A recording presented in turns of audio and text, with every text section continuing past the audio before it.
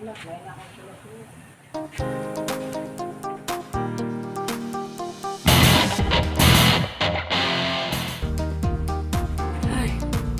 So yun guys, nandito ako sa tricycle ko. Alam niyo ba, 2 araw din eh.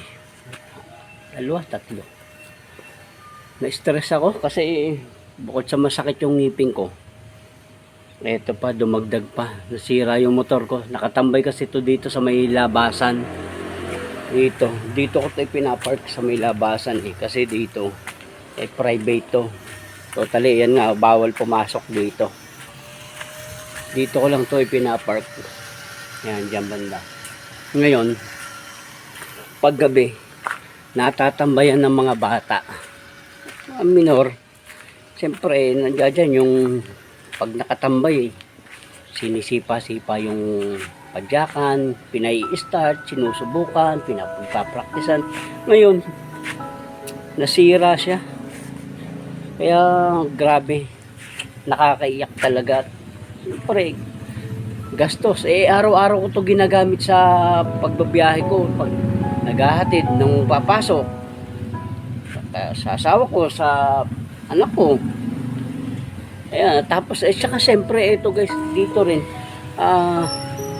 ginagamit ko ito paghakot ng mga kahoy na nakukuha natin doon sa binabaklas natin at dinadala natin doon sa sa hulo natin.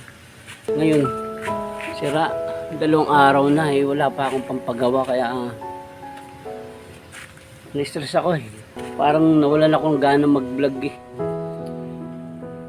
Pero kailangan natin ipagpatuloy ito guys na ganun talaga, may nangyayari ganun, insidente o nasira, hindi naman sinasadya, kaya nga lang sino magpapagawa?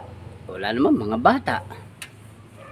Tapos ang problema niyan, kinaumagahan na natin nalaman nasira. Kaya problema yung pampagawa eh, wala pa tayong pera. Kaya magtsatsaga muna tayo, maglalakad-lakad. Hindi muna tayo maghahatid ng kahoy doon sa kubo ko. Hindi naman mga karpintero kaya matagal. Ito. Na-stress ako, masakit pa yung ngipin ko. Dito, hindi ito ha. Ito, dito sa baba, masakit to. Namamagayin dito ko. Ewan ko, ano ba to? Hanggang dito namagay. Masakit. So yun, hanggang dito lang muna ang ating vlog guys. At samahan nyo ako sa pagsasahig doon sa aking ulo. No?